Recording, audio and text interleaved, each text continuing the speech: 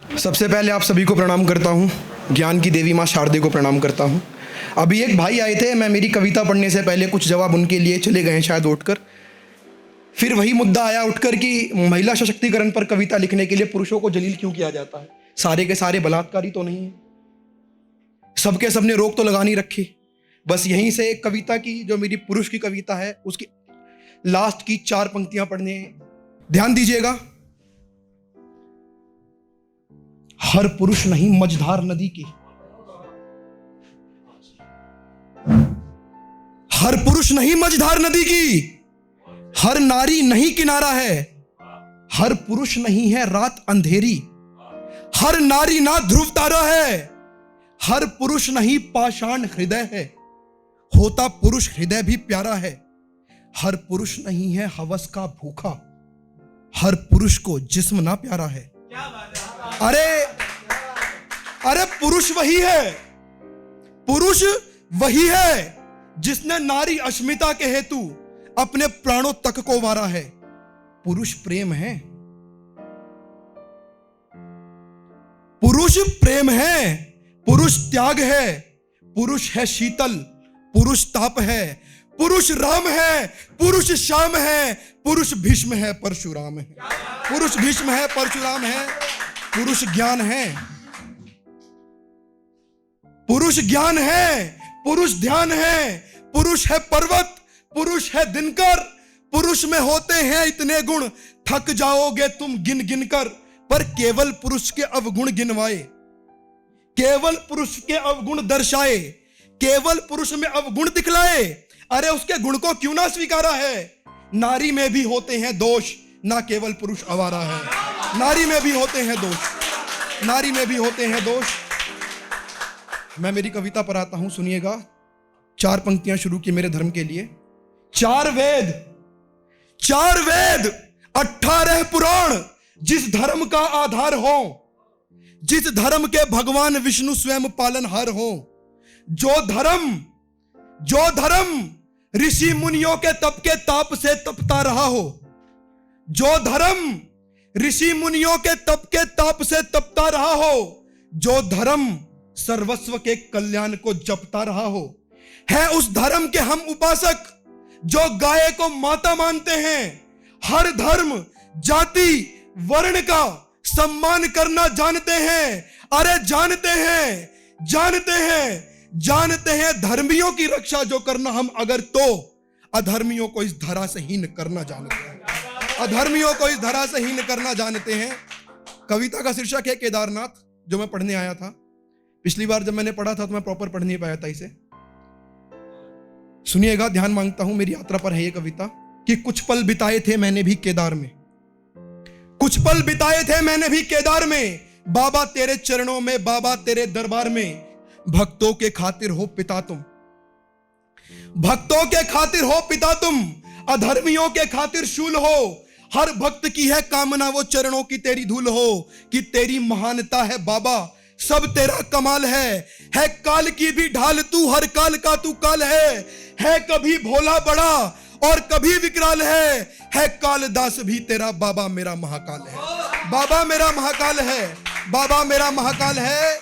मैं नमन करता हूं तेरे रूप हर प्रचंड को, मैं नमन करता हूं तेरे स्थल उस उत्तराखंड को, मैं भी हूं कहना चाहता नर नारी और हर वर्ग से, आती है केदार धाम में हवाएं होकर स्वर्ग से, तेरी कृपा का साक्षी होना चाहता हर बार मैं, लौट कर फिर से हूं आना चाहता केदार में, लौट कर फिर से हूं आना चाहता केदार में, लौट कर फिर से हूं आना चाहता केदार में। एक अंतिम कविता मेरी जो मैंने चंद्रशेखर आजाद जी पर लिखी थी। कभी ये कविता पूरी नहीं पढ़ी भाई मैंने, तो उनके बारे में कुछ बातें बता दूं। काशी से उन्होंने अपने असहयोग आंदोलन से अपने क्रांतिकारी जीवन की शुरुआत करी थी, और वहीं है इलाहाबाद का अल्फ्रेड पार्क, त्रिवेणी संगम का घाट है जहां जहां उन्होंने अपनी अंतिम सांसें ली थी। ध्यान मांगता हूं, कविता सुनिएगा। हर देश प्रेमी की जुबान पर देश प्रेम का स्वाद हूं मैं, हर देश प्रेमी की जुबान पर देश प्रेम का स्वाद हूं मैं, आजादी का विजय घोष जो करता वो शंखनाद हूं मैं, अल्फ्रेड पार्क की मिट्टी त्रिवेणी संगम का घाट हूं मैं, अल्फ्रेड पार्क की मिट्टी त्रिवेणी संगम का घाट हूं मैं, कि आजादी का स्वप्न था मेरा ना डर था गोली फांसी से, भारती की सेवा की प्रतिज्ञा ली थी, महादेव की नगरी काशी से, थी राह कठिन बलिदानी पथ की, थी राह कठिन बलिदानी पथ की, पर बलिदान होने पर ना तनिक अपवाद था, गुलाम देश में जन्मा था मैं, पर कर्म और सोच से मैं आजाद था। गुलाम देश में जन्मा था मैं, पर कर्म और सोच से मैं आजाद था। मजबूत भुजाएं थी मेरी, मजबूत भुजाएं थी मेरी, संकल्प बड़ा विश्वासी था। मजबूत भुजाएं थी मेरी, संकल्प बड़ा विश्वासी था। मुझको बांधेगा कौन भला जब संग मेरे कैलाशी था। मुझको बांधेगा कौन भला जब संग मेरे कैलाशी था। अब इस कविता का अंतिम दृश्य यह है कि अल्फ्रेड पार्क में अंग्रेजों द्वारा चंद्रशेखर राज्य घेरे जा चुके हैं। युद्ध के दौरान उनकी गोलियां खत्म हो गई हैं। एक अंतिम गोली बचती है जिससे वो अपना आत्म बलिदान करते हैं और इस देश पर शहीद होते हैं। उनका बाकी सारी स्टोरी आप जानते ही हो, मैं आपको क्या डिटेल में बताऊं कि सुनिएगा, ध्यान मांगता हूं। ये दृश्य है, था झुंड में घेरा आज भेड़ियों ने शेर को, था झुंड में घेरा आज भेड़ियों ने शेर को, ये भी कुछ अपनों की गद्दारी थी, बेड़ी में बांध लेंगे आजाद को, बेड़ी में बांध लेंगे आजाद को, ये सोच गोरों की हारी थी। अरे जब तक सांसें हैं आजाद रहूंगा, जब तक सांसें हैं आजाद रहूंगा। आई आज ये प्रतिज्ञा पूरी करने की बारी थी, तो इस देश की माटी चूम वीर ने स्वयं को गोली मारी। इस देश की माटी चूम वीर ने स्वयं को गोली मारी थी। इस देश की माटी चूम वीर ने स्वयं को गोली मारी थी। थोड़ा सा समय 1 मिनट का तो मैडम को जवाब दे लूं मैं। ये कविता मैंने उनके लिए लिखी थी, खासकर मेरे जैसे लोगों के लिए जिन्होंने प्रोटीन शेक नहीं पिया। सुनिएगा, ध्यान मांगता हूं। हाँ, तो कोई बात नहीं, मैं ये कविता पढ़ देता हूं फिर भी। और मेरे एप्स नहीं है, जॉ लाइन नहीं है, ध्यान मांगता हूं। व्यायाम तो हम भी करते हैं, पर एप्स वेब्स से दूरी है। व्यायाम तो हम भी करते हैं, पर एप्स वेब्स से दूरी है। खाने में खाएं खीरे ककड़ी, यार भला ऐसी क्या मजबूरी है, यार भला ऐसी क्या मजबूरी है। एक जन्म इंसान का पाया, एक जन्म इंसान का पाया, तो रखना रसगुल्लों से क्यों दूरी है। और हलवे की खुशबू ऐसे महके जैसे महके कस्तूरी है। अरे मटर पनीर में शाही तड़का, दाल मखनी का मक्खन देख, खा ले तू जी भर के लड्डू, यूं जलेबियां देख देख ना आंखें सेक। अरे क्या कर लेगा एप्स बनाकर, क्या कर लेगा एप्स बनाकर, वो रहे कभी ना सालों तक। और चर्बी तो वो साथी है यारों, जो रहती मरने वाले सालों तक। सूखी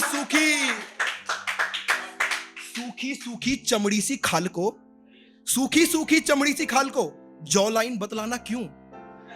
भूख मारकर मन को मारकर डूड डाड कहलाना क्यों।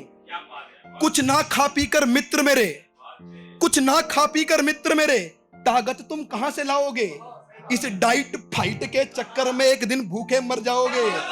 खाओ पियो, खाओ पियो, खाओ पियो और मौज मनाओ, रहो मस्त तुम मस्ती में, क्योंकि आग लगे चाहे बस्ती में, बाबा तो रहते मस्ती में।